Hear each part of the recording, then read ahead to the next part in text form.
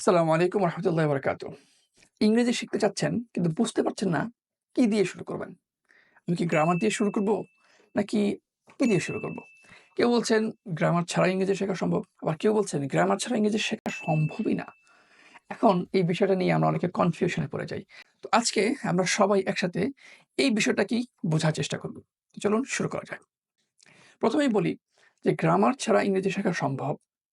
এই কথাটা যেমন সত্য, তেমনি গ্রামার ছাড়া ইংরেজি শেখা সম্ভব না, এই কথাটাও সঠিক।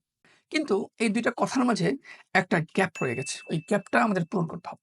গ্যাপটা হচ্ছে কি এটা, যে গ্রামারের ডেফিনিশন না মুখস্থ করেও ইংরেজি শেখা সম্ভব। কিন্তু গ্রামার ছাড়া আপনি ইংরেজি শিখতে পারবেন না।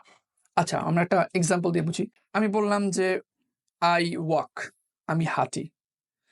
সে হাঁটে, এটার ইংরেজি কি হবে? "He walks", একটা এস কিন্তু আমরা যুক্ত করেছি। এখন যদি বলি যে হি ওয়াক, কে আমরা বুঝে নেব যে হ্যাঁ, আপনি বলেছেন যে হি ওয়াক মানে সে হাঁটে। কিন্তু আপনার বাক্যটা কিন্তু সঠিক হয়নি। কারণ আপনার বাক্যে গ্রামারের ভুল হয়েছে। এখন এখানে কেন আ ওয়াক এর জায়গায় এস আসবে? আবার I go, আমি যাই, he goes, সে যায়। এখানে কিন্তু আমরা এস না, আমরা কিন্তু এখানে ইএস যুক্ত করেছি।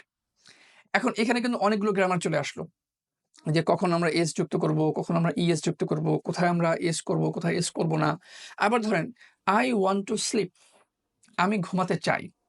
সো এখানে টু টা কেন আসলো? এই টু এর অর্থ কি? এখানে want to sleep, এই স্লিপটা কি ভার্ব নাকি নাউন? আবার আবার এখানে অনেক ধরনের বিষয় আছে যে ইররেগুলার ভার্ব, রেগুলার ভার্ব, নানান জিনিস। এগুলো কিন্তু গ্রামারের বিষয়।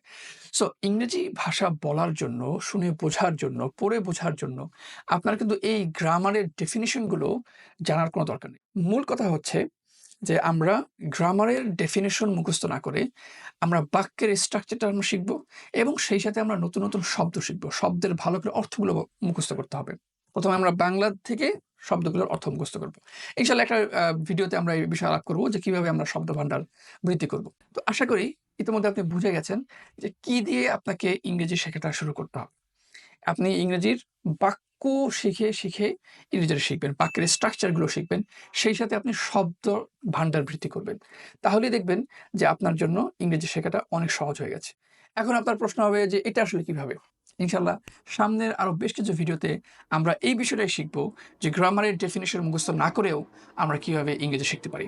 সো নতুন, নতুন ভিডিও পেতে আমাদের চ্যানেল সাবস্ক্রাইব করবেন, আমাদের সাথেই থাকবেন এবং আপনার বন্ধুদের সাথেও ভিডিওটি শেয়ার করবেন। আসসালামু আলাইকুম ওয়া রাহমাতুল্লাহি ওয়া বারাকাতুহু। দেখা হবে নতুন কোনো ভিডিওতে।